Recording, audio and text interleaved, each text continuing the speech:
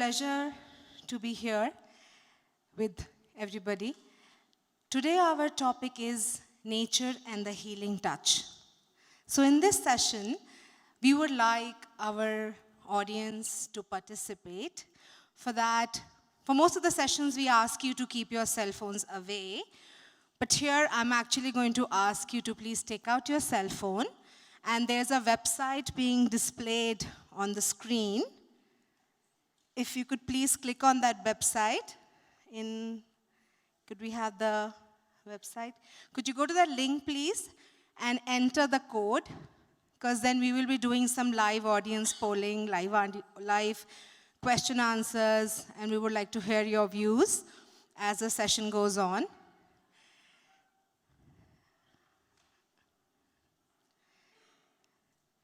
Yeah? Okay. Waiting. Take your time.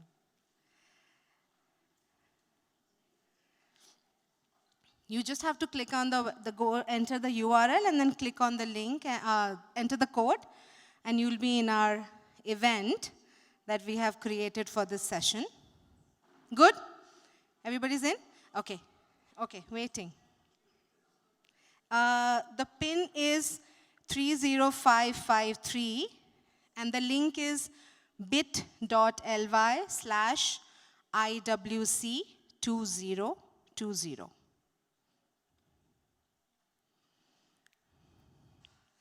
So we would like to begin with hearing your opinion about what is not nature. We speak about nature, but what do we think is not nature? So a question appears on your screens with multiple options. Could we have the question here, please? And we would like to hear from you, what do you consider as not a part of nature? From the options that are given on the question. Could we see the question, please?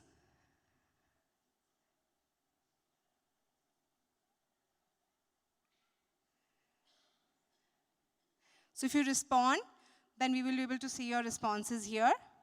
So when we think of what is nature and what is not nature, we would like to hear from you, do you think cell phone, light bulb, knife, hair dryer, all these inanimate objects around us, are they a part of nature or not a part of nature? So if you could respond.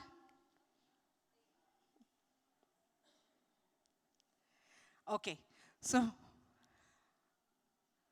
from the responses, I understand that there is no choice for you to choose because it should be all of the above. But the point is that sometimes we think that there's a difference between nature and man-made. So nature is separate and we are separate from the nature. But nature is actually everything around us, even the technology that we use, even the cell phones that we use, or the implements we use around us are all coming from nature. Where is the carbon in the computer coming from? Or where is the silicon in the hard drive coming from? They're all coming from nature. So there's nothing outside nature. And the nature has immense potential to heal us, to protect us. Yeah, so some of them said actually that cell phones are not a part of nature. Yeah. But actually, if you go a little bit deeper, then you will see the ingredients that make up the cell phone are actually coming from nature. They're all coming from nature. Nature is all around us. So we want to understand, sometimes we see ourselves disconnected from nature, and that's what leads to sickness. That's what leads to us feeling a disconnect from our environment, feeling lonely, feeling hopeless. So today we talk about what is nature and how does it heal us. And we are very pleased to have a great panel with us today. So I would like to start with you, Nicola, and I would like to understand from you. You've been so passionately working for environment for more than 20 years, and you have first-hand experience of the need to protect the environment, the need to protect nature. But even though we are aware that there's a need to protect nature, there's a lot of complacency around that still. Why do you think that even though we live in nature, we belong to nature, we will go back to nature, we are still a little complacent about protecting the nature and protecting the environment? What would be your thoughts around that?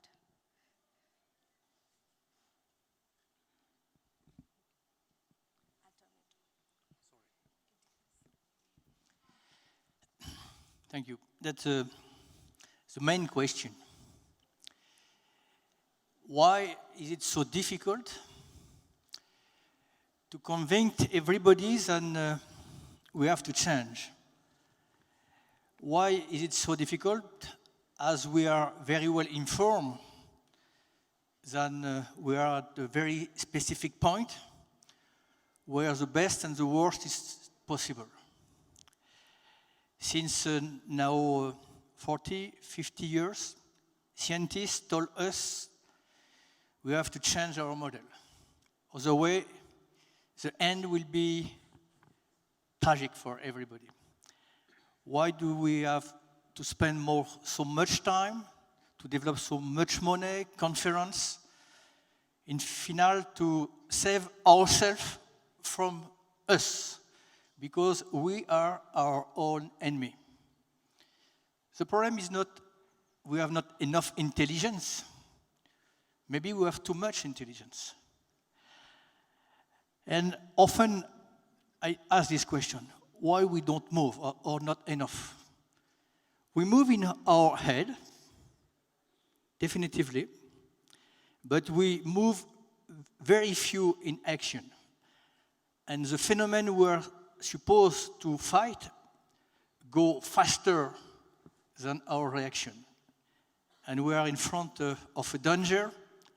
At the moment, this phenomenon can come back irreversible.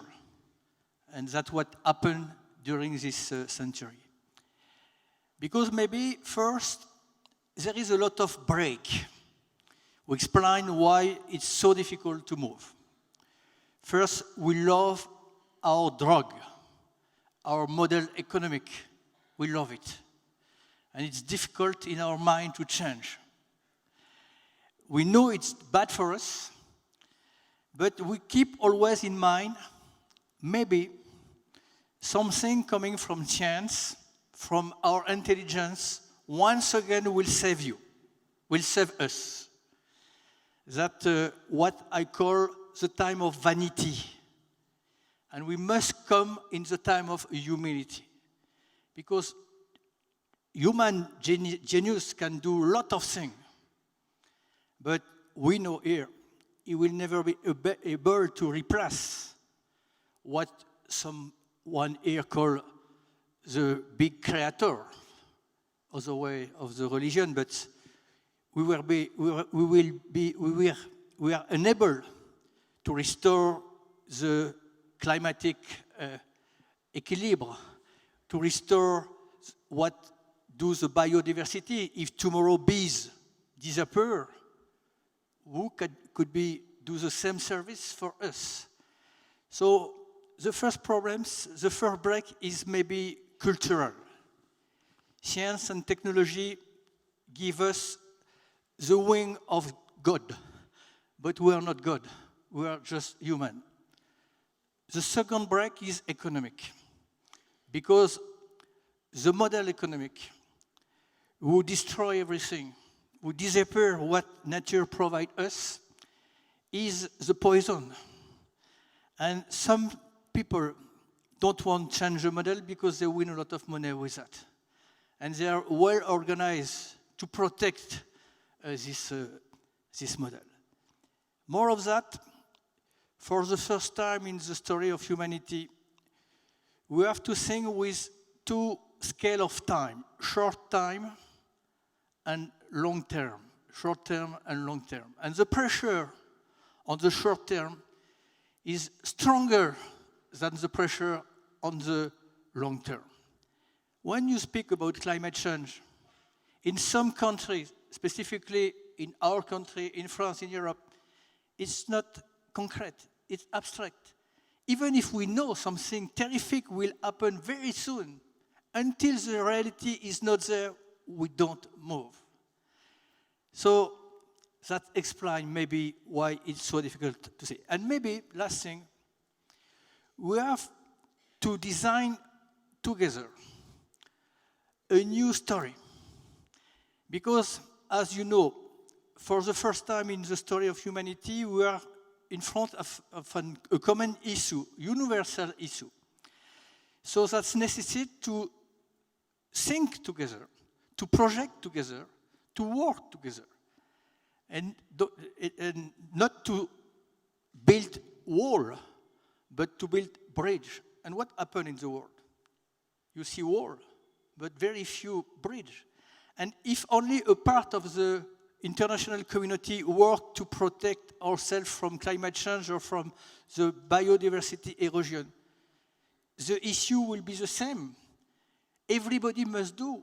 You, me, India, France, state, China. And we have not still change of paradigm. We must see as we are, like lost people, lost in the between two infinity, small infinity and big infinity. We are only one family, human family. At the time where we will see we are one family, maybe the things will change. Truly, truly.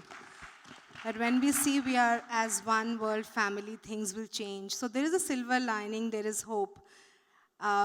In our research institute, Sri Sri Institute for Advanced Research, last year we conducted a study because Art of Living in its existence in 40 years has numerous environmental projects which are initiated ground up, which are not a mandate of the organization, but people feel inspired and they initiate all these projects.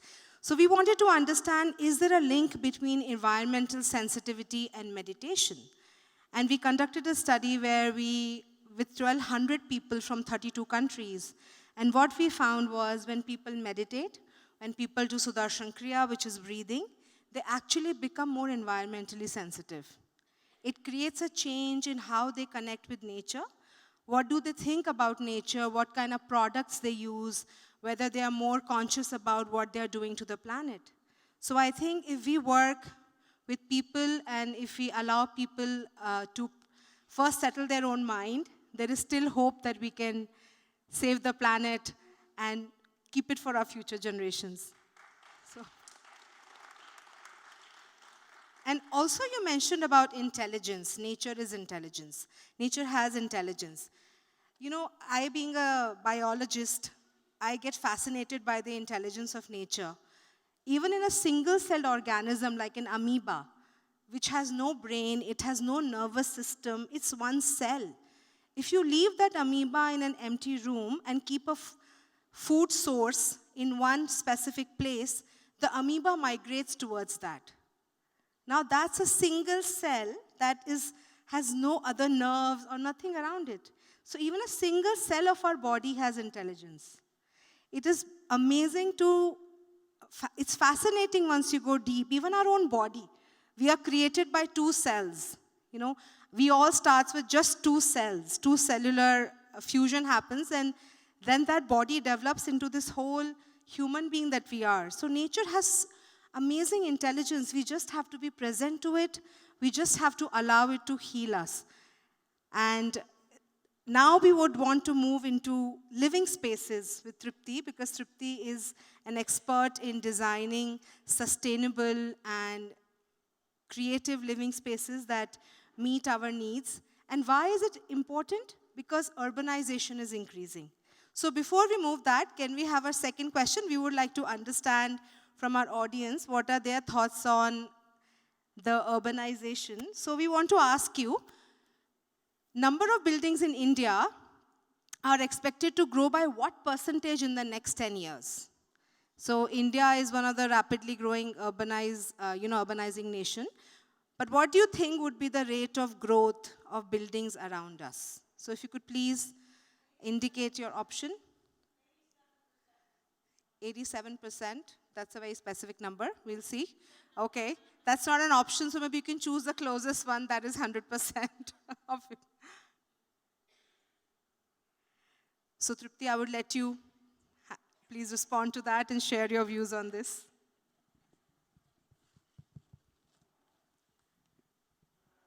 Before we go to urbanization, let me take a step back, Divyadi, and let me just share in very simple common man's term what I mean by sustainable design.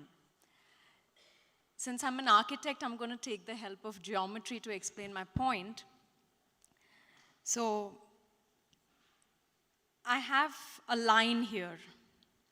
How will we define a straight line?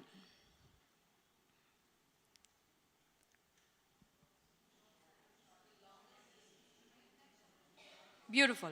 A longest distance between 2 points. I like that longest word, which means the 2 points are far apart, which means that the beginning of a line is in one place and the end of a line is in another place.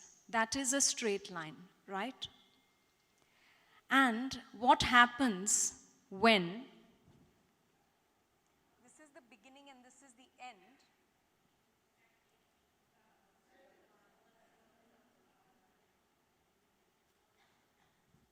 When a line becomes a circle, when the end becomes the beginning, you get a cyclical process.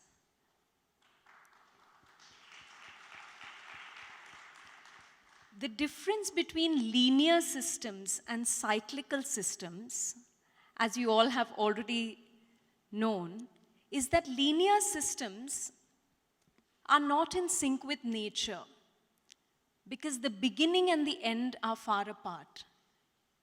To give an example of a linear system from production or manufacturing or construction, is you input material and labor at one end of the line. The material and labor goes through a process, and at the other end of the line, you have the finished product, pollution, and waste. This is a linear system, which is definitely not in sync with nature. When you have a cyclical system, the waste of one process becomes the wealth of the next process. And hence, it is in sync with nature. So sustainable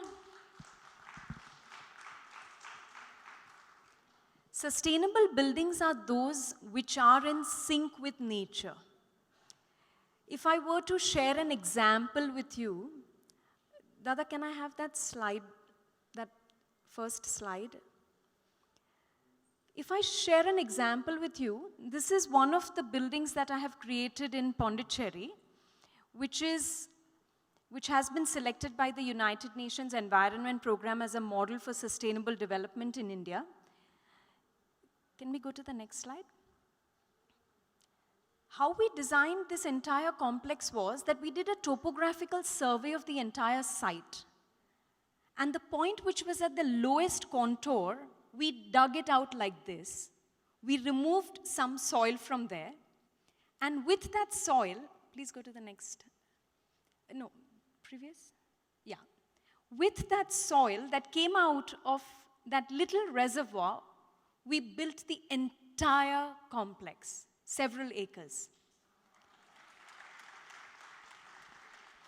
Which means you've avoided transportation, you've avoided energy guzzling materials like steel and cement. You've built the entire complex out of unfired, unbaked earth. The point from where you took the earth out and built the building, the water that falls on the roof of that building comes back to this point, which means there is a cyclical process of earth and water.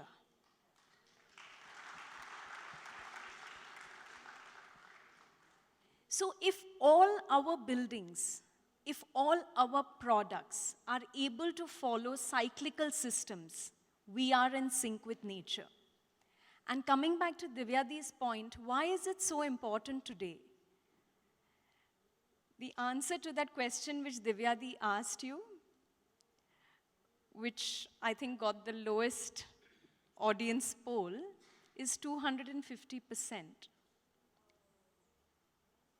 Which means, to say it in simpler terms, if we have 100 buildings in India in 2030, today we have in 2020 only 30% of those buildings.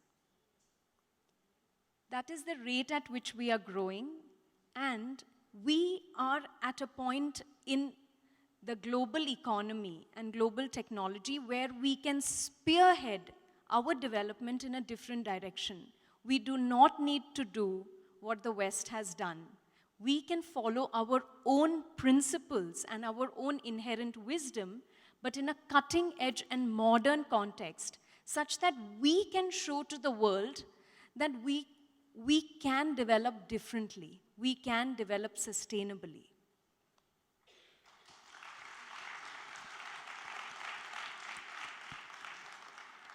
And it's even more important now because according to the United Nations, almost 70% of the world's population will live in urban areas by 2050. That means in the next 30 years. And most of that population change is happening in countries like India and developing countries in Asia. So it is very important to have that thought process where we are able to bring nature into our living spaces. And Trupti shared something very interesting with me yesterday, that an average human being actually spends more than 80% of their life inside a building. In urban areas. In urban areas, yes. In urban areas. So it is even more important to have that thought process, and thank you for sharing that with us. And even out of that remaining 20% time, most of it is on roads. And very little. So even if we look at our own day, how much time are we spending near a water body, a river, a lake, a pond, or in a forest or under a tree? Out of our 24 hours, apart from the time where we do our holidays, how much time on a daily basis are we actually spending? So 80% of the time is inside a building, whether it's a school, a home, an office.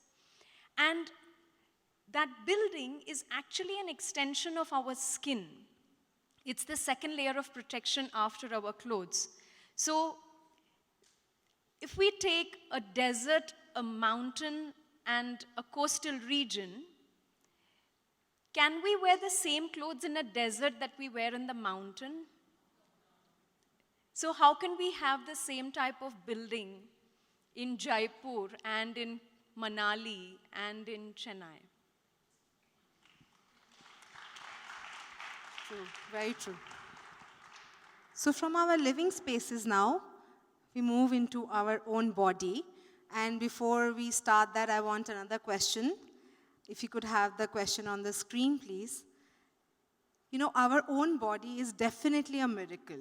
Like I mentioned, that we start with 2 cells. And in this age of AI and big data, do you know that if we were to convert the data contained in a single cell of our body in the human genome, digitally it becomes 1.5 gigabytes. That's equal to almost 2 movies on a Netflix. When you watch 2 movies on Netflix, that is how much data a single cell of our body contains. And if you can imagine, on an average, we have 100 trillion cells in our body. So if you imagine the amount of data we contain in our body, in our human genome, it's 150 zettabytes. I had never heard the term before I found about that. That is 10 to the power of 21. So that's 150 zettabyte digital data. If you were to convert our DNA data into a digital format, is what is stored in our body. So our body has incredible amount of intelligence, and outside now we are moving into this amazing era of cutting edge medical technology, where we have equipments like fMRI machines, PET scan, where we can go and even understand our heartbeat, our vagus nerve function. Yesterday I was speaking to Vishen, and he was telling me about a machine he is going to build, which is going to be a small camera planted anywhere in the room, and that machine will be able to measure everybody's heartbeat and lung function in the room. 100 people sitting in the room, that small camera can measure that. So as we advance into this amazing era of technology, why are we still having so many sick people? Why are we not healthy? So we would like to hear from you. What do you think are the contributing factors that are still making us unwell, even though we have such advances in technology around us? And I think, Luke, I'm gonna let you take this from here. So I think I think human beings are the only species who have the arrogance to defy the laws of nature. So like she just said, there are 100 trillion cells and each of them hold that much of data. How do these cells communicate with each other? If I ask you to lift your little finger right now, okay, how is that action happening in nanoseconds? You hear my instruction, lift a finger. Brain perceives, sends a signal down your spine to the finger in a second. What's creating that communication? Something called hormones. But we look at hormones as something scary. Women look at it as neomenopause, mood swings, weight gain. Okay, men look at it as abdominal fat gain, low energy, low sex drive, and everything else. But it's way deeper than that. Every function happening in the human body and brain right now is through a chemical messenger, which is your hormone. Your hormone is influenced by the environment, by nature. Everyone looks at health internally. Like having a camera, with no disrespect to that idea, to measure heartbeats of everyone in this room, maybe a whole lot of data that some company is going to benefit from at some point. But right now, I can check in with myself and see how I feel, just with my pulse rate, my heart rate, and my breath. If I'm shallow breathing, my heart rate is on the higher side. My body is the most intelligent instrument. I'm not saying we don't need medicine, we don't need machines. We do. But the more and more dependent that we get on these things to tell us little things that our body tells us every second of the day, we're getting further disconnected. And the reason why we live in a world today where we have top doctors, hospitals, these little cameras, organic food, we have supplements, we have gyms, we have nutritionists, but people are sicker ever than before. The reason is because we have disconnected ourselves from our very self. When you are disconnected, these hormones cannot communicate anymore. Like you may have had a great meal for lunch right now, a nutritious meal. You may have done your morning walk and your morning yoga as well. But what's going on in your mind right now? If you're thinking about something emotional or stressed, it doesn't matter what you ate and how much you moved your body. Your hormones are impacted by your internal environment, which is impacted by the external environment. So if we don't have good quality food to eat, if we don't have the right quality air and the right quality water to drink, no matter what you do, the internal environment inside of your body is impacted. So we're disconnected. What disconnects us? Okay, we know nature's healing. She's so right about that. How many of you feel at peace when you're in nature? How many of us plan holidays around a mountain, a water body, a beach, or something like that? Okay? A lot of disconnected people will only choose shopping destinations, but mix both. Have nature and shopping together. But my whole point is, we feel good in nature. It controls our hormones. Has anyone ever lit a salt lamp, a Himalayan salt lamp, put it in their office, their clinic, their room? It changes the energy like this.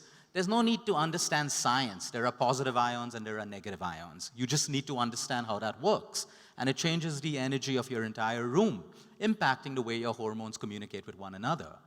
So today people ask me the most Google question or the most famous question in my mailbox is, how do I prevent cancer? How do I cure cancer? How do I get rid of belly fat? Okay? To talk about this environment, the most important thing is our mindset. You see, everyone in this room right now, we all have different mindsets. If we discuss the topic of health, marriage, sex, education, parenting, everyone will have a different mindset about the topic, which is determined from the way we were brought up, our childhood, what our parents said, our friend circles, our circles in society, the spiritual paths that we follow. All of our mindsets are confirmed. But sometimes we need to look and step back and change our mindsets. I'll give you a simple example. Almost 90% of the people think fourth stage cancer means death. 95% of the people think that thyroid can never be reversed. Almost 100% people think that type 2 diabetes cannot be reversed. And right now, while we sit and speak over here, there are thousands of people around the world who are reversing all of these conditions. But our mindsets put us on a path of rigid belief. And unless we can change that belief, we cannot impact the hormone communication in your system. I'll give you a simple example. Everyone says chemotherapy, it's a poison, it's toxins, it's going to kill you. Yes, yes, and yes. But What happens when the patient takes a chemotherapy or a drug which they need to, with a change in attitude? That I need this chemo, but it is going to heal me, it is going to protect my cells, and it will actually make me healthier. We have two groups of people who go in for chemotherapy. One of them, we don't have the opportunity to train them on a simple process called visualization. The other group, we can. We tell them while the chemo is going in you, center yourself with your breath, close your eyes, and imagine. Your conscious mind knows that the chemo is dangerous, but your subconscious mind will believe what you tell it. Okay? So this group that goes through chemotherapy with their eyes closed, visualizing that what's going inside of them is actually healing them, protecting their cells, and looking after them. We have oncologists saying, what have you done to these people? There's nothing magical we've done. We've just made them believe that what's going in them is good for you. So coming back to most of the questions that women have, Luke, which is the best food that will keep weight off my body? Okay? You need a change of mindset, not a diet plan. Food is not your enemy. It is not your enemy. Like he rightly said, we are our worst enemies. You look at an ice cream, you've already labeled it as fattening food, so you eat it with guilt. You look at chocolates, I think Indians have the worst relationship with food. We have a label for every food, fattening, bad, all of that stuff. When I look at the lifestyles of Europeans, French, they love food. They're passionate about food. They don't see food as an enemy. They enjoy it. They eat it with pleasure. When you create an internal environment of pleasure, we break down food. How many of you really think one ice cream is going to make you fat? Or a piece of chocolate? Your body doesn't even know. Your body doesn't even know what you're eating. It's your conscious mind. Your body works on biology, chemistry, and physiology. It will break it into carbs, sugars, fats, proteins, minerals, vitamins, and do its job. You have an ice cream every day, we have a different problem. But my whole point is, sickness today, okay, is caused by external and mainly internal. And people say, what can we do? People are getting cancer because of air pollution and food pollution. That's not true. We're all breathing the same air. We should all be sick right now. We're all eating the same food. We should all be sick right now. It is our internal environment which is the edge over people, most people who get sick. Let's be fair. There is a percent of 10, maybe 7 to 10 people who get genetically ill. And there is no explanation as to why that happens. But let's focus on 90%, which is lifestyle driven. So yes, this is the reason why we're sick. We're disconnected. Social media controls the minds of so many people in this room right now, no matter what spiritual path we're on. It controls the minds of our children. We're literally like puppets. Someone saying this new diet helps someone lose weight, people are directly jumping on that diet without even asking themselves, is this what my body needs? People are jumping into extreme exercise programs just because everyone is doing it. Now, your mind is being influenced. Your mind is being influenced by what you see and what you hear. And that is why meditation, the path that you're on, teaches you to look inside and find your own answer. It's nice to learn from everyone that there is something called a superfood like moringa, which grows in our own country, which is very cheap, which can boost your iron levels, which is one of the main reasons why we have malnutrition in children and below poverty line pregnant moms in India. That can fix a problem. Knowledge, information shared. But when we lose connection with ourselves, we start reacting to everything that we hear about. And that is the reason why we're sick. We can never heal a thyroid patient if they don't believe that they can get better. A cancer patient will die if they believe they cannot get better. We cannot improve our meditation practice if we don't believe that meditation can have that profound effect on us. And if you put these things together and remove all the complication, the quick fixes, the hiding behind science and evidence-based, I'm not against that. That's good, but there's something called common sense, wisdom, and intuition. We've forgotten that because we're hiding behind data which today, month after month, we're realizing is controlled by some lobby or some organization. So we use science, we use everything, but stay connected. When you are connected and you realign yourself with the cycles of nature, two things to realign yourselves with the cycle of nature. Your eat timings. You eat your food at the same time every day. And you sleep at least 6 out of 7 days. Okay, 5 out of 7 days. Enjoy your weekend. When you align your body with the rhythm of nature, your biological clock does all the functions that we spoke about. And we're out of line with that, and that's why we're sick. That's why we're sick. Truly. Nicola. Oh, sorry. Listening you, I was thinking in our country where, you know, we love food. Usually before to eat, we say good appetite. But now we say good luck.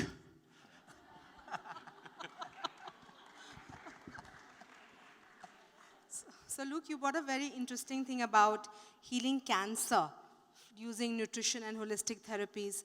Even with Sudarshan Kriya, we have had experiences with really healing experiences around cancer. In fact, both in terms of the disease and the quality of life.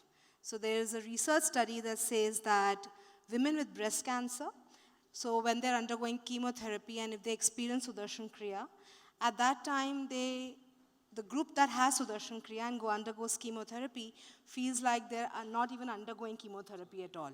So the quality of life is so good that it takes away all the side effects of undergoing that intense chemical treatment. And also in our own physiology and genetics. So after Sudarshan Kriya, your gene expression changes. And you can actually have upregulation of genes that control your immune system. And your immunity goes up. So there is also research around that. So there is a lot of value in exploring meditation and breathing techniques and nutrition and a holistic lifestyle as a support for cancer. Because, you know, some decades ago, people used to die of diarrhea and communicable diseases. But you know what is the biggest cause of death in our world today? Is cardiovascular diseases. That is what people are dying of the most, followed by cancer. So actually, there's a whole new set of diseases called non-communicable diseases that has come up, which our generation is suffering from. And that is only, most of it is because they're called lifestyle diseases, because our lifestyle has moved so far away from nature that we are now sick and inventing new diseases every day.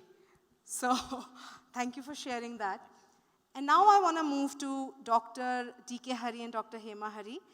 You both are experts in ancient cultures, especially the Indian civilization, and you have done in-depth study on these civilizations, especially the Vedic and the Indian one.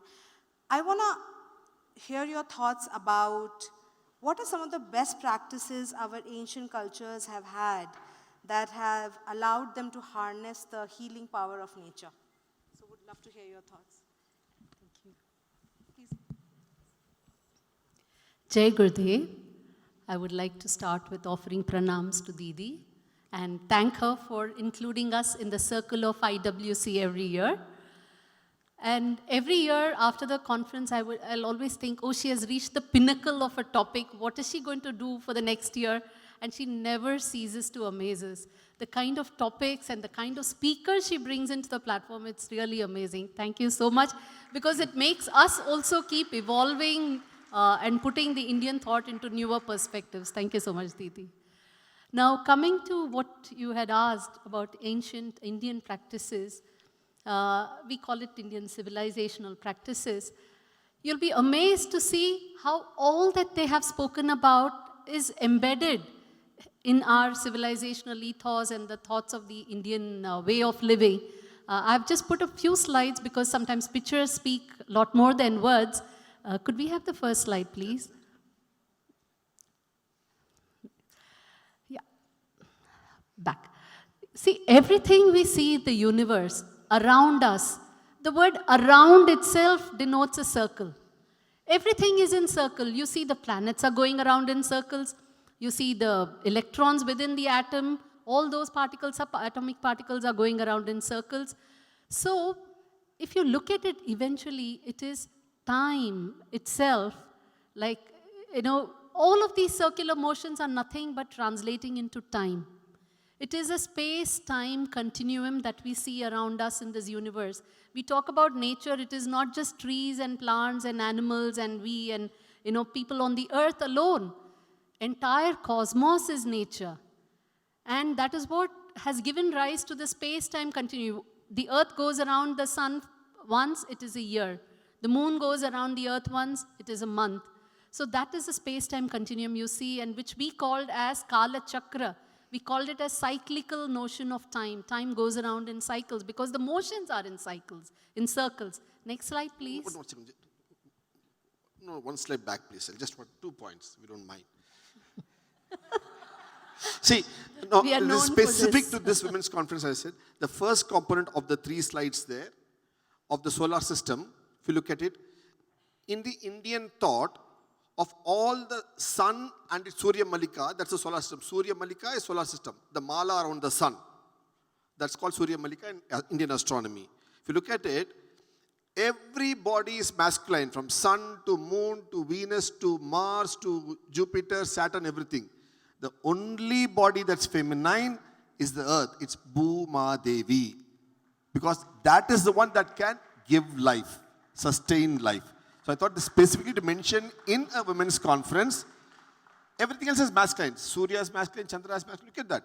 So we knew that life sustainability is possible only on earth, so that's feminine. I wanted to specifically say the women's conference. Of course, it's there in a book, that's a different matter. Then going on to the other word.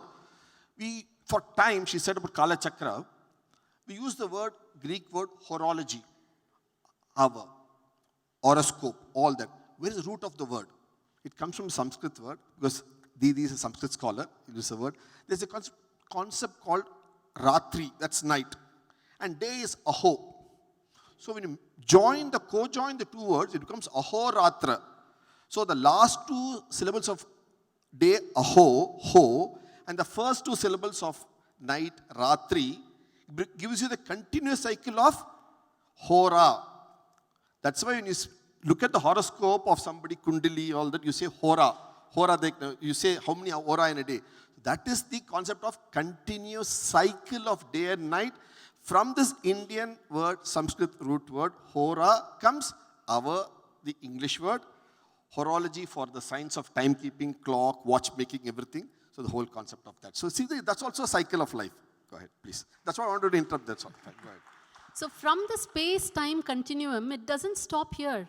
Actually, if you see, go to the next slide, please. You will see that there is a time-life continuum. Because the creation, today in modern science, we think of creation as just one cycle. Even there, we still don't know about how it began and how far it is going to go. But Indian thought holds it as cycles of creation. A sarga, a visarga, and a pratisarga, meaning it expands, it starts with a big bang, expands, and then afterwards it starts contracting and then goes into a state of nothingness, which is called the bindu. The normal bindi that we have on our foreheads here is very synonymous to that state of bindu in creation, where the everything is in that nothingness. And that is the profound thought which was expressed as zero. It was called shunya, which then went into mathematics as zero. And also the endlessness of these cycles became ananta, infinity. But here we will see that it is a time-life continuum, because creation is life.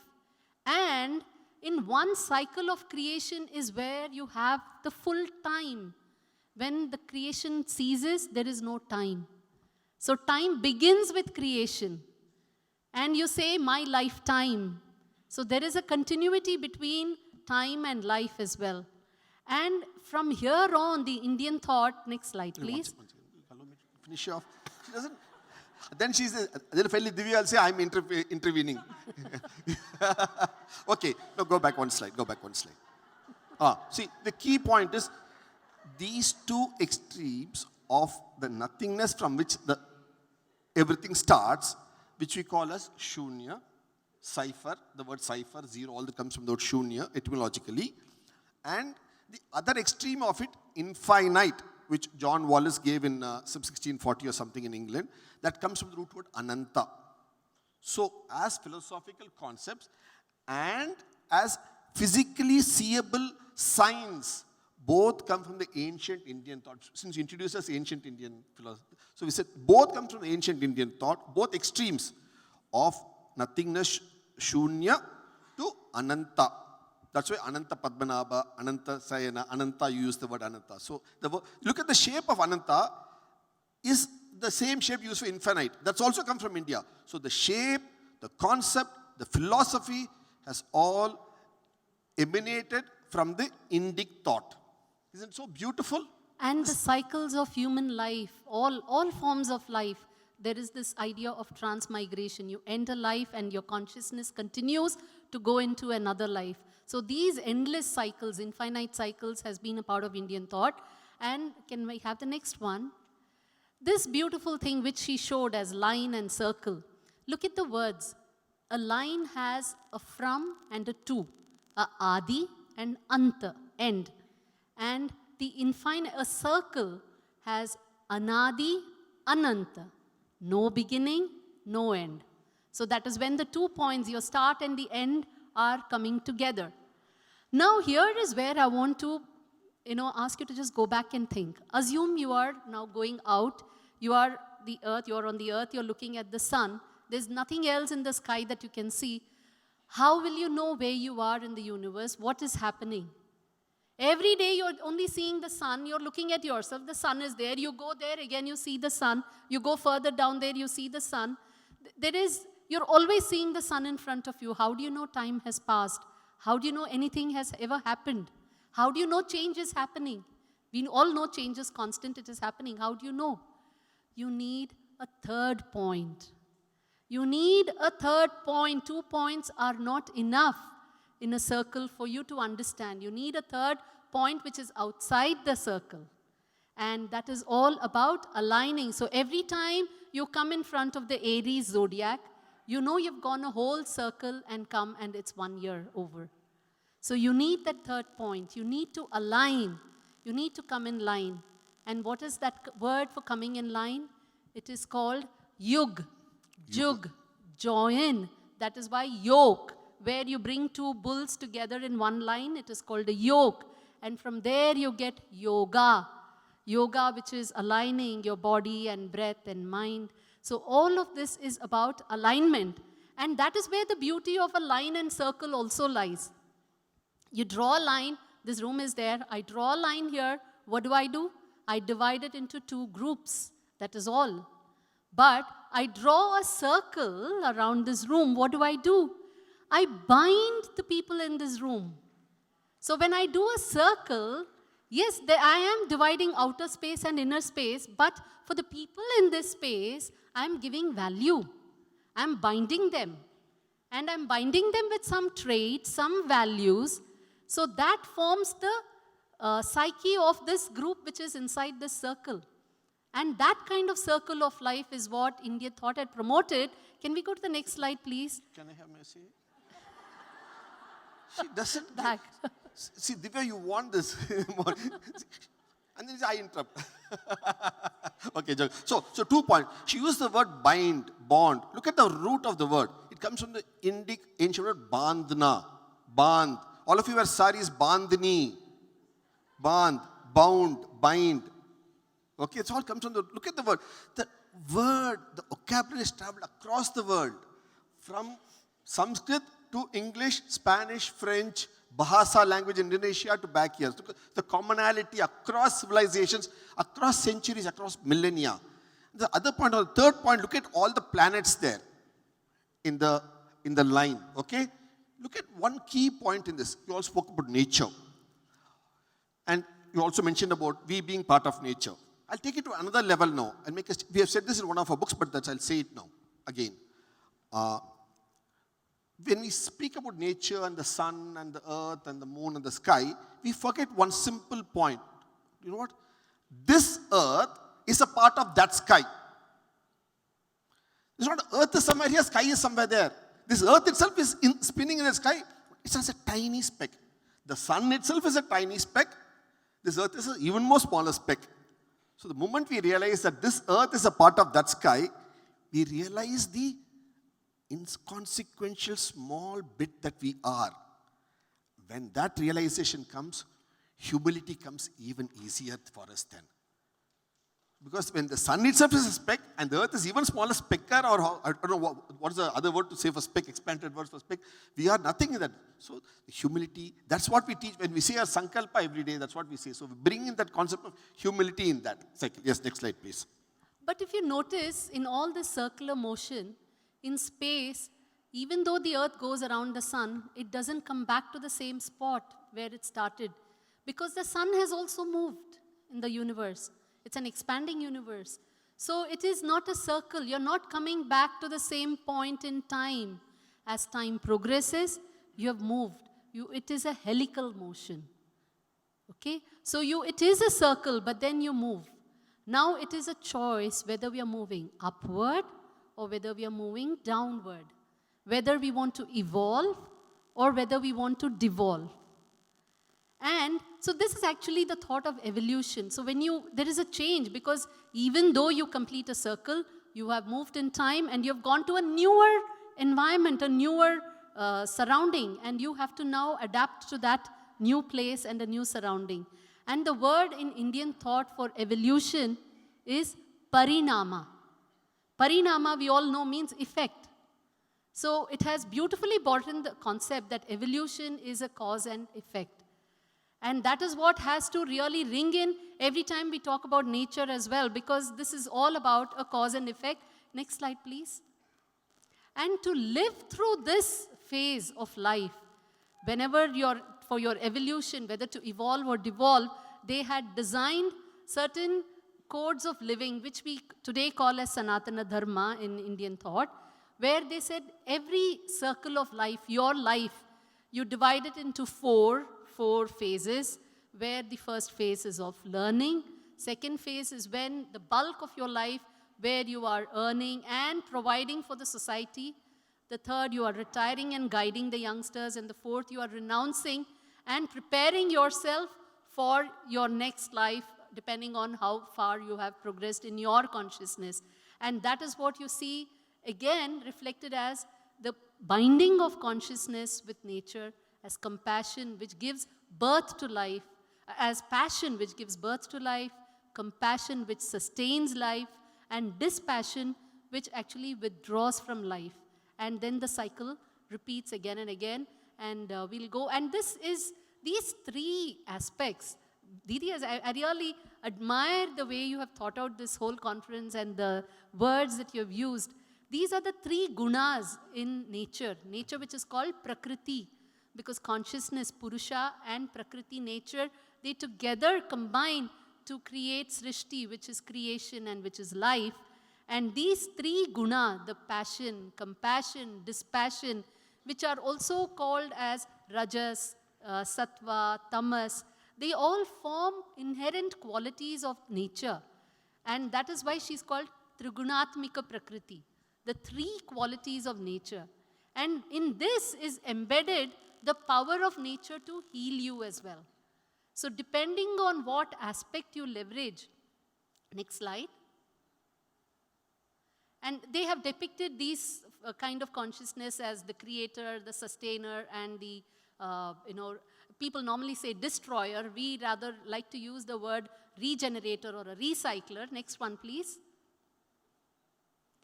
And the message of Bhagavad Gita where they say you work with passion, you behave with compassion, and you give up with dispassion. Next word. So these three, the three aspect of three is very important in nature. And it is about balancing these which can give you the healing that nature, endows us with.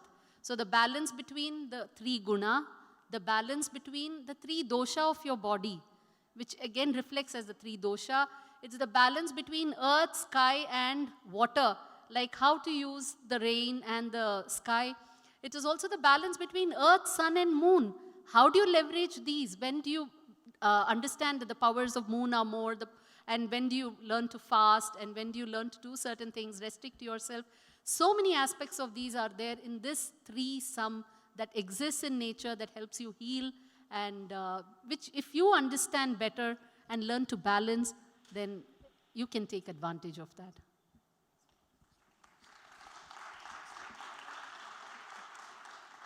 That is beautiful, and it's so deep. The whole thought process just makes you wonder. It's so scientific and so practical. It's really spellbinding what you shared. But I just want to add to that, sometimes the things that we do in ancient Indian culture, we sometimes take them so much for granted that, oh, this is how it is. But now the science is discovering the value of it. I was recently informed that Indian women and even men have this habit of putting kumkum every day in the middle of the eyebrows. They used to put the actual real kumkum, and a nanoscientist shared with me that the nanostructure of kumkum is such that it protects you from infrared radiation. So by putting kumkum every day in between your eyebrows, you're actually protecting your pituitary and your amygdala from infrared radiation coming your way through the environment. So some of these things that we take so much for granted, they have such amazing scientific depth to it as well. And when you shared about how we are not moving in a circle, but a helical structure, it reminded me of the DNA structure that we have in our body. And also that as we move in time, our body is also changing. So thank you for sharing that. And you spoke about balance. Nature is all about balance, right? Nature is all about homeostasis, maintaining perfect balance. And because we are disrupting the balance of how much we take and give back to nature, Nicola, I come back to you. How has that contributed to the inequality that we have created in the world and amongst us? This disruption of balance that we have created. I hope I will well understand your question, because as everybody feel my English is not perfect. Yesterday I told an ecological crisis add injustice to injustice and misery to misery. Because every day, every year, by instance, by the consequence of the climate crisis, with two phenomena.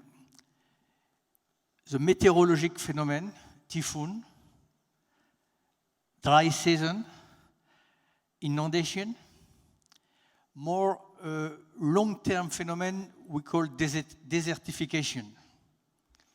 Approximately between 20 and 30 million people are obliged to leave their ground each year. Who are these people? Do we hear them? Do we know that? Most of these people, a part of them, will die in the Mediterranean Sea, trying to cross, to arrive, and to try to survive in our country.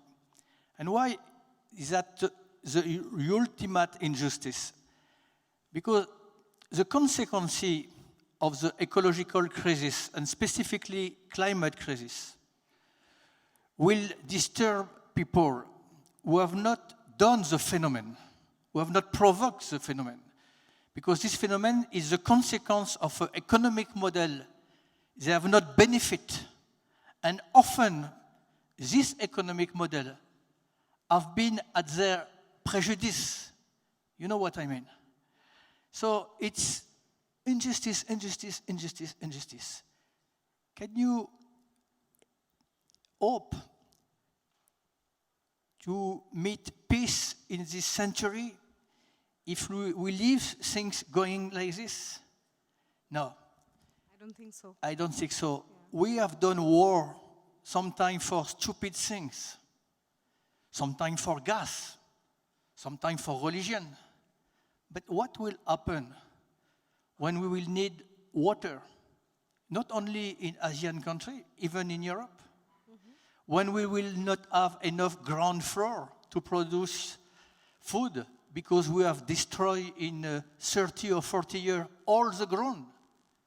What will happen when hundreds of thousands of people will ask to come in our border because they cannot stay in their country? See already what happened in our small Europe country when few people arrive. It's already the panic. So, ecological crisis, social crisis, economic crisis, that's the same. And what we have to understand, if we destroy all the natural resources we provide from nature, with which we eat, we cure ourselves, if they disappear, maybe some rich people will be able, maybe, I'm not sure, to survive. So it's once again, ecological crisis is maybe, we can see with two scopes. Or it will be the end of a form of humanity. And it could happen during this century.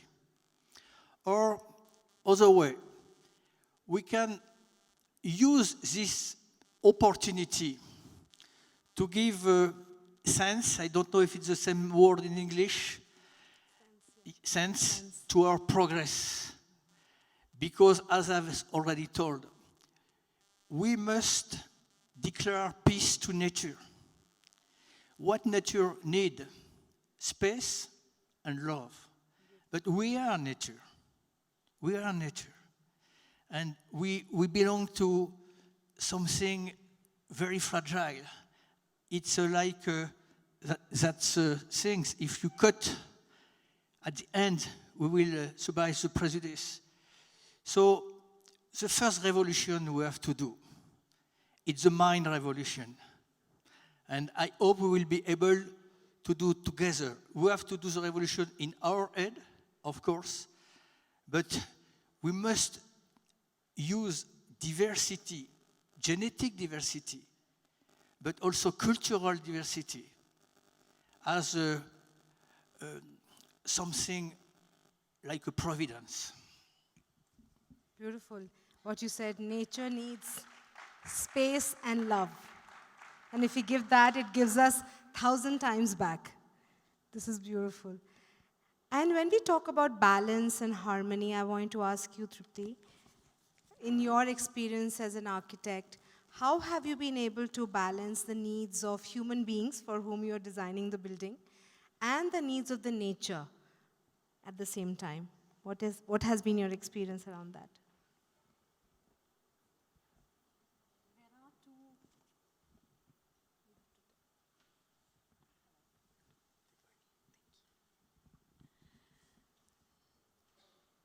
If we follow a purely economic model of progress and growth and development, we will get buildings which are expressions of our standard of living, what we own, what we can buy.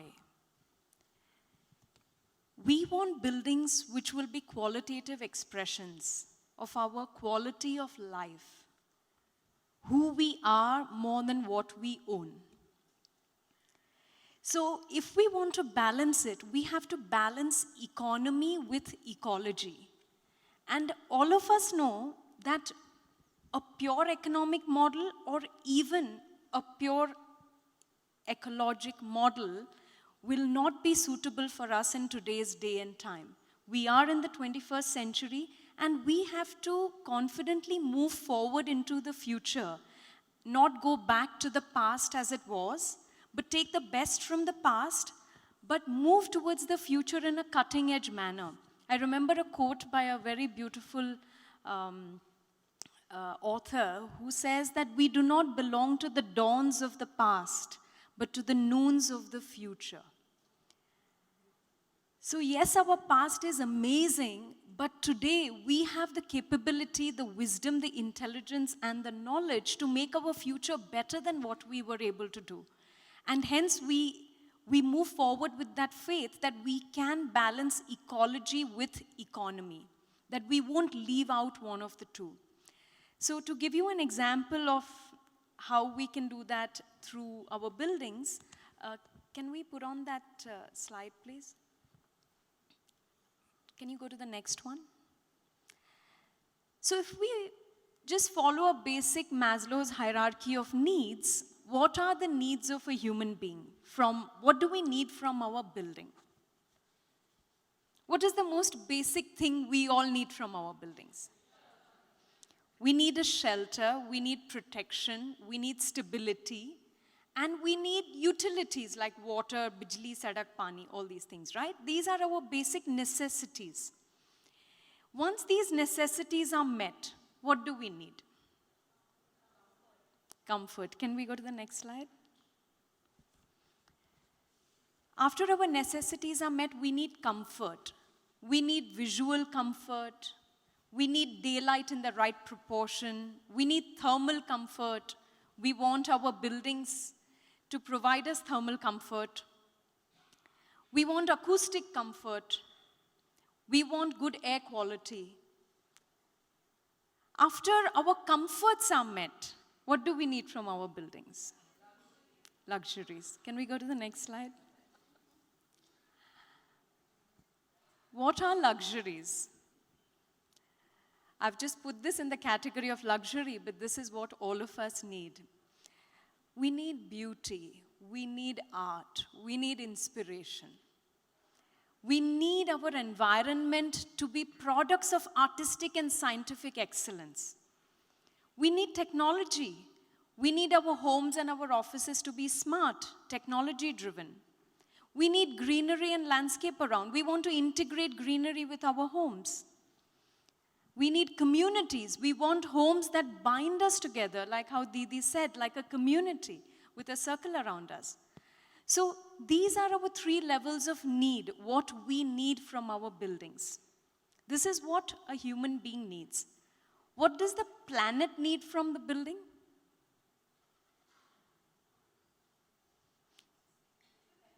Can you go to the next slide, please? Planet needs resource efficiency. Planet needs zero waste buildings. Planet needs net zero water buildings. Planet needs rainwater harvesting. Planet needs solid waste management, wastewater treatment, energy efficiency, net zero energy buildings. When we combine what the human needs with what the planet needs, is when we have a sustainable building.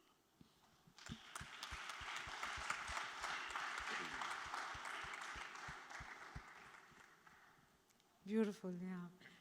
And if we had that consciousness, then we would definitely be happy to have all the urbanization while protecting our planet at the same time.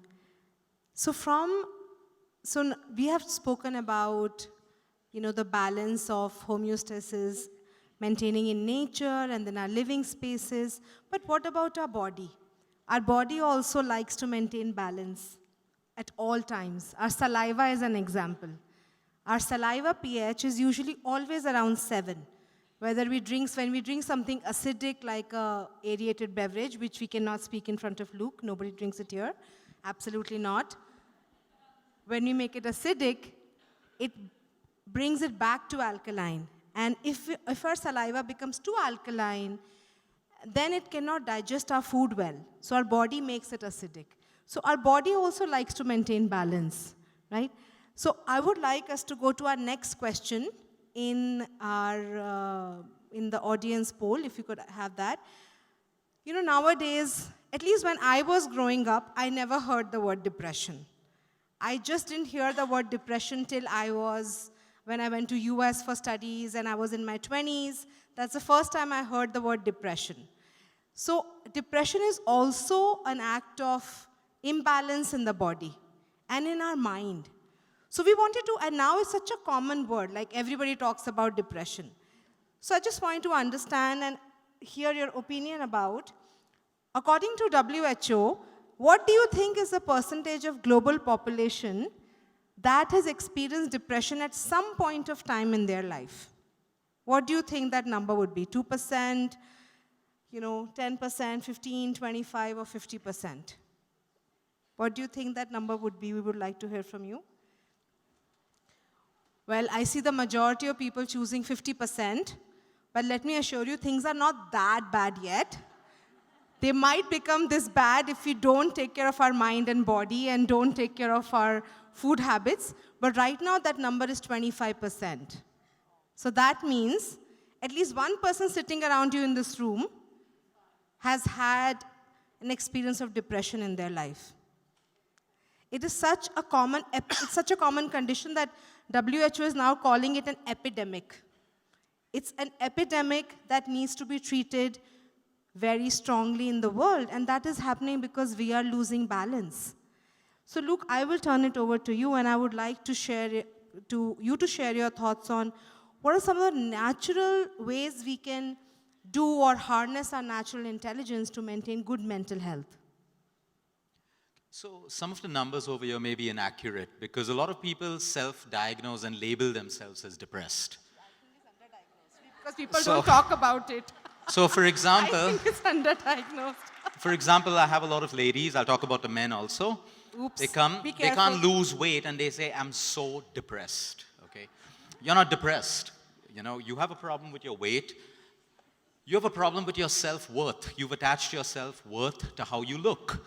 And that results in a negative feeling which makes you feel depressed, but you're not depressed. Men, not successful at their businesses, they don't meet their financial year quarters and stuff, and they say they're depressed. They forget to look at all the wealth they accumulated the previous quarter, the good months that they had in their business, but now because 1 month went bad and they didn't achieve their financial target, they label themselves as depressed. Let's talk about the kids who come in to see us. I'm depressed. I separate the parents from the kids, and I ask the kids, what's your problem though? My mom took my gadget away from me, okay? I'm depressed. The child isn't depressed. But you see, we as society, we support the false meaning of depression. This is not to take away from people who are seriously depressed. And it is a sickness, and they require medication and everything else. But it's like, I spoke about mindset, I talk about the power of words. Every word you say every time is planting a seed in your subconscious. So people say, I'm fat.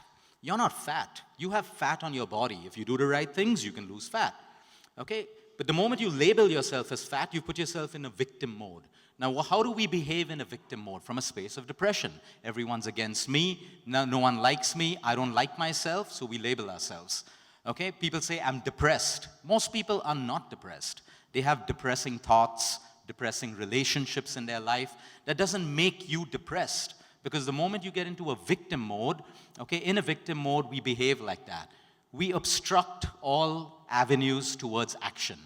We close ourselves. We expect people to understand our pity. We want sympathy. Some of us don't want sympathy. We close ourselves up. We cannot heal when we're closed. We're not open to action.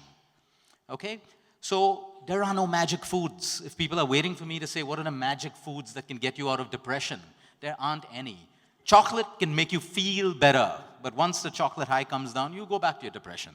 Okay? There are foods which you Google like bananas, and people think sugar gets them out of their depression. But you should understand that sugar actually spirals you deeper into your depression because of the fermentation effect, and now you have a sugar crash and you feel 10 times worse than you felt before. So when we come to depression, again, it's an inside-out approach. There is no magic drug out. Like I said, some people need medication. Most people need meditation. Because what we need to understand... Thank you.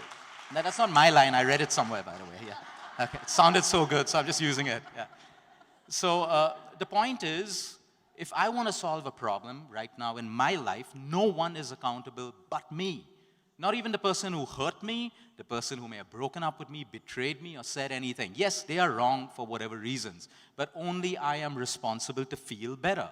Now, where do I get the strength to handle the pain, the hurt to the ego, the hurt to the pride, the betrayal, every feeling that comes with, our depression? We only get the strength from inside. You can watch how many motivational videos you want, attend classes, but if you don't practice meditation, I'll say it, today even spirituality has become a fad.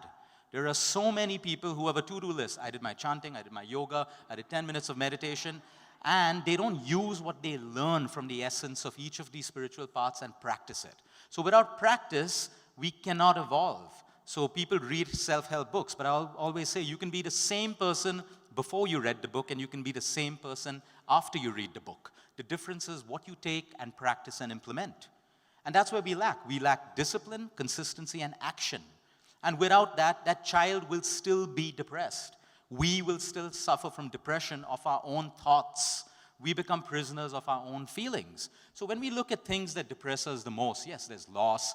Of course, there are some cases which I'll never be able to explain, like, children being raped at young ages, women who have lived with child abuse to the age of 60, 70, been suppressed, never been able to talk to it. I don't have an answer for that, but for everything else, it is our responsibility to get out of it. Sometimes we can't. Everyone says, change a toxic relationship, get out of it. In many cases, you cannot. That's not practical. Everyone says, in India, we have a joint family concept. People say, leave your joint family and go. It's easy for you to say, but there are a lot of other dynamics that don't go well if you do that. So we actually make the person feel worse, that they're left with no option, because the only option is get out of a toxic relationship. Still, we have the power. There are two words, acceptance and letting go. These two words are so powerful, easy to say, very difficult to implement. But right now, if you can think of any problem that you have going on in your life, and if you are able to attach acceptance or letting go from your heart, it is no longer a problem. So hypothetical example, I'm in a toxic relation. I said hypothetical in case my wife sees the video. Okay, I'm specifying it's hypothetical. Okay, I have a toxic person in my relationship right now. I have two choices. Can I let go and get out? If yes, do it. If I cannot do it, I accept 100% the things that I don't like. So, thank you. So what happens is, she may still be there in my life, but I've learned to accept her and her ways and everything else. I've made a decision, I'm responsible, that I can live if I accept these things. In most cases, we cannot accept and let go because our ego and pride has been hurt. Think about it. Okay, why should I accept this person? Why? I did this, I'm the CEO, I did that, I'm the boss. Oh, why should I let go? I shouldn't. I've earned this, I am so-and-so. It's the ego and pride that prevents us from accepting and letting go. Now, by accepting and letting go doesn't make you a doormat. In any way, it doesn't make you a doormat. You still own yourself when you accept. You've just released yourself from the pain of being stuck in whatever aspect of life that is depressing you. So you really got to break down depression and not accept it at face value. Even, there was a beautiful statement that was said yesterday about, in a perpetrator, okay, there is a victim who is waiting to be loved or given attention or cared or whatever.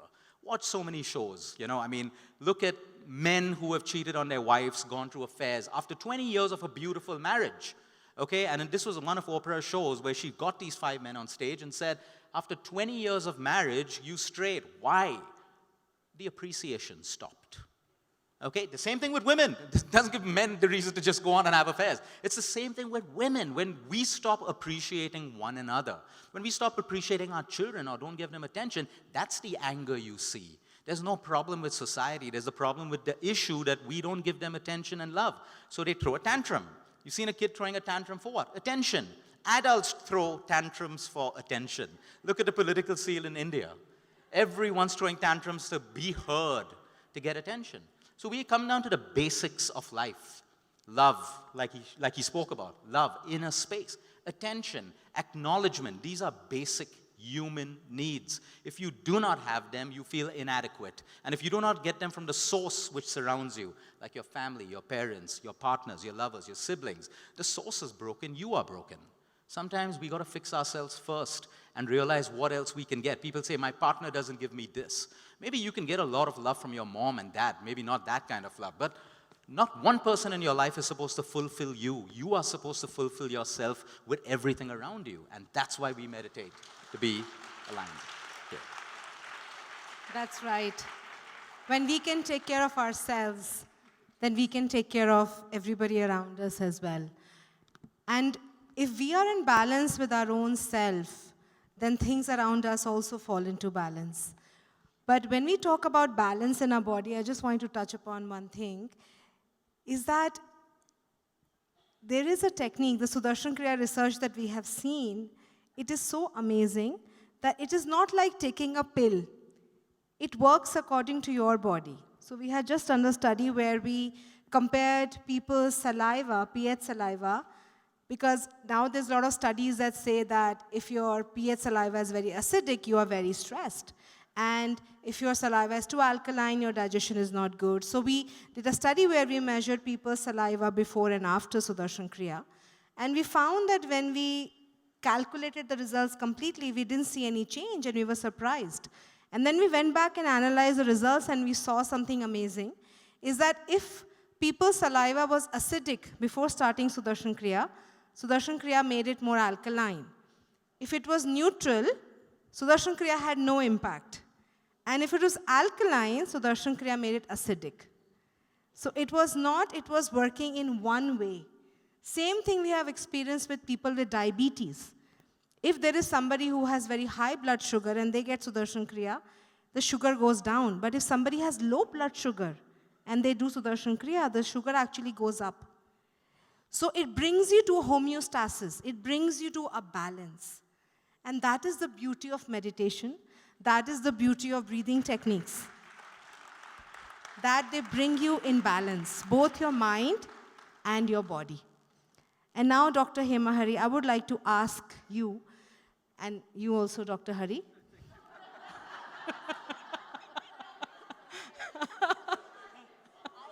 Yeah. Now you can interrupt him. Because you spoke so much about 3, that the number 3 is so important in our ancient civilization. What are please share with us 3 lessons that we can take away with us from our ancient Indian civilization that help us harness the healing power of nature. Dr. Hari. Thank you. And Hema ji can interrupt. I'll just show you one slide now, which is going to lead to that, what you said. Okay? If you watch. This is the one. Okay. Here we see a herd of elephants. Okay? This is going to tell us a very interesting story about food, ecology, sustainability, environment, everything in one slide. All of you obviously know that elephants are the most voracious eaters on this planet, by far. Okay? But have you ever heard of a story, ever, in any of your tales or anywhere, elephants, even though they live in forests and are voracious eaters, have they ever destroyed a forest? Never. What do they tell a story then? They are extensive eaters. They're not intensive eaters. Okay? That means they don't stand in one place and clean that place up. They walk around in the elephant corridor, and as they see along, they eat and go. So they're not intensive. Okay? That's point 1. Point 2. Have you ever looked at the dung of an elephant? That tells you the story. Dung, elephant dung, cow dung, sheep dung. They all tell you interesting stories about environment. I know it's a little gross, but it's a fact. No, I actually have. You're good. So if you look at the elephant dung, you will still see straws in it. That means the elephant has not digested the food fully. It's given it back to the environment to rejuvenate. Okay, so there's a rejuvenating process in that, and as it spreads it all over. Whereas, look at man. He is not extensive. He was extensive when he was sync with nature. Now he's become very intensive. And which is the only other creature in this earth that is as intensive as man? Virus. So we share a quality with virus of being so intensive, which is why we're destroying every aspect of nature. Okay. I'll take an example for a minute. See, India was the largest steel producer of the world for over 4,000 years. Till 1750. All the knives, spears, vessels, shields that you had to fight was supplied from India to the world. Right from the samurai steel in Japan to the Damascus sword in Syria to everything we supplied. So the largest arms supply for 4,000, 5,000 years.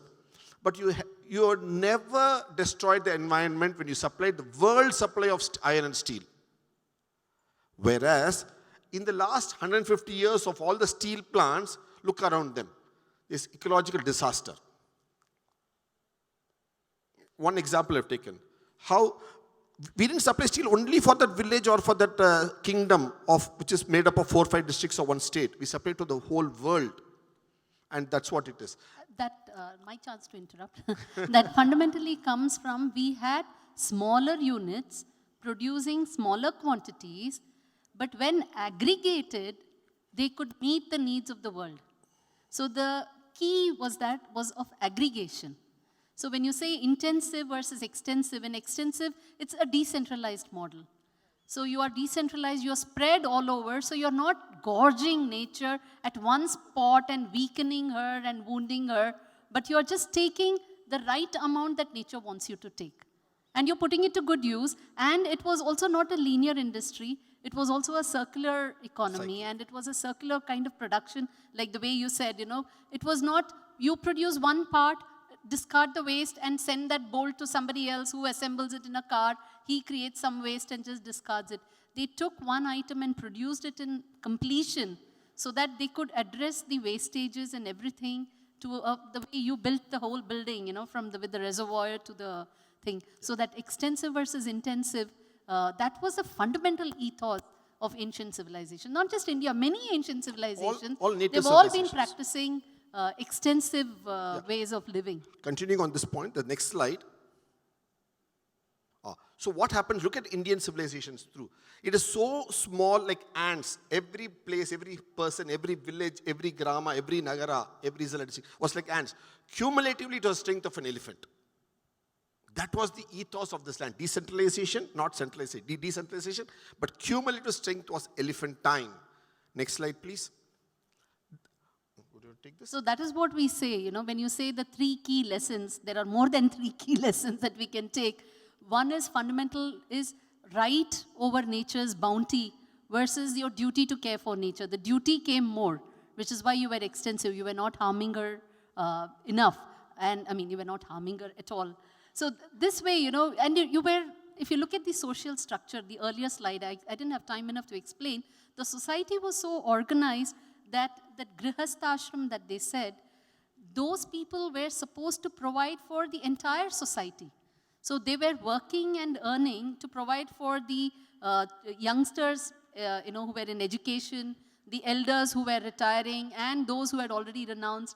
So they were to take care. So there is a balance in looking after your own individual self versus looking after society itself. And extensive versus intensive, ecological versus economy. What So last just slide? Last slide. Go back. No. Next. One before. Yes. This is the one. So look at this point. India had a very clear eco model. It's there in our book, Future from India. See, the eco was between ecology and economics. So today, we are economically viable and ecologically friendly. That's the jargon we use. We say, this industry is economically viable, but at the same time, I'm very ecologically friendly. Whereas earlier, we were ecologically viable and economically friendly. So the moment you change that perception, then you can arrive at a right balance between ecology and economy. I'll just finish on this. So economy is for decades, 2 decades, 3 decades, 5 decades. That's an industry life cycle, Whereas ecology goes across centuries. So millennia. So we have to decide as mankind, do we want to be a virus or do we want to be an elephant? And do we want to be ecologically focused and economically friendly, or ecologically and environmentally? So that's what we call it eco model. We definitely don't want to be a depressed virus. So thank you so much for sharing that. That has been amazing. We would love to hear more, but we are running out of time. This is great. I would like to request the other 3 speakers to share with us 3 tips. So Luke, I would like you to share 3 practical things that we do to have a more natural and healthy life in 30 seconds, please. Okay, number 1, sleep. Get your sleep right, quality of sleep. Number 1. 2, invest in your emotional health. Number 2, you have the right emotional health, you make the right food choices, exercise. Number 3, align your life with the circadian rhythm. Try to sleep at the same time for almost every night in the week. Wake up at the same time, eat your meals at the same time, and dinners as early as possible, after sunset. The human body is not designed to digest late night meals. These are my 3 tips. Thank you. Nicola, can you share You know, sometimes when you think of climate change, it seems so big. So I would like you to share 3 things with us we can do in our practical everyday life to save the planet in 30 seconds.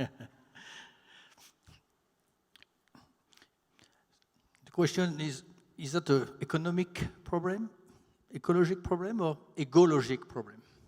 I think that's ecologic. So we have, as you asked me, maybe a part of the solution inside us. 3 things, maybe 1. The main things, to put in the daily life, every day, some consciousness before to do something, before to show something. You know, in the common mind, liberty is the absence of rule. But it's true. It's not true. It's wrong. Liberty is the law you fix to yourself. And every day you have to fix some limit. We have to resist to pulsion. And every desire, temptation, converge to us every day with a lot of power, with advertising. And we have to resist to this pulsion. Because if we realize, by instance, what is one of the activity or utility who consume the most energy and who affect the most climate change, equivalent to the transport, it's the consumption by numeric, by internet, by the computer. Internet, using internet is equivalent to aerial transport as impact. And sorry about what I'm going to tell you if I shock your mind.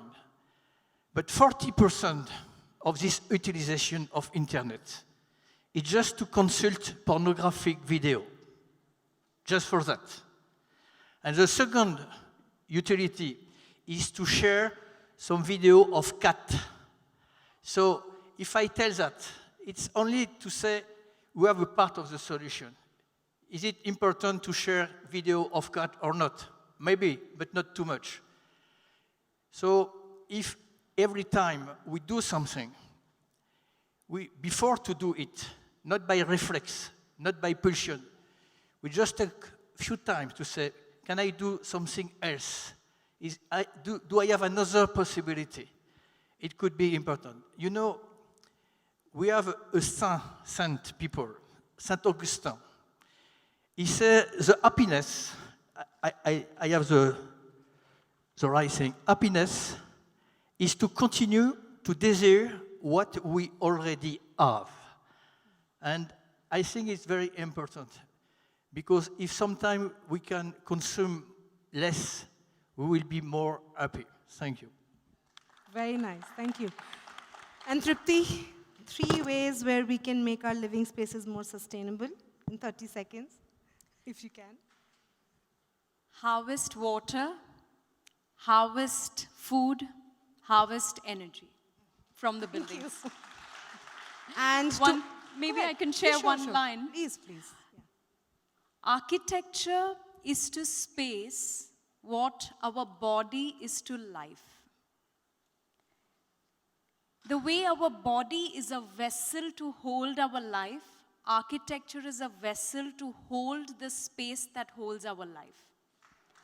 Beautiful. Beautiful. Thank you.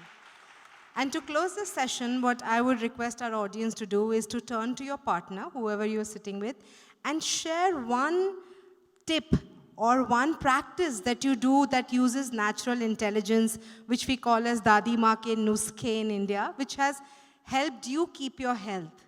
So I would like you to share one such thing that you do with the person sitting next to you. Oh.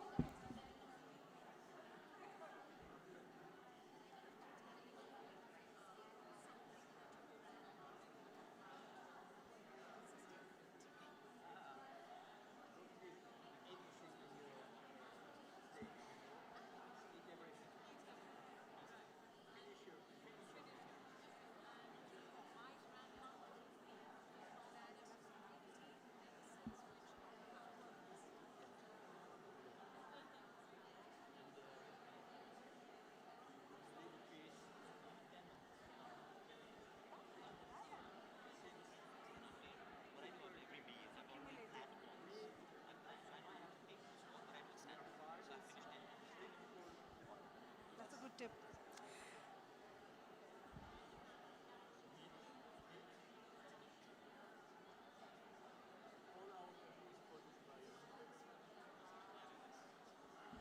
Thank you. I hope you got to learn something new today. And we thank all the panelists for the beautiful words of wisdom that they shared with us. I hope you had a good time. Thank you. Jai Gurudev.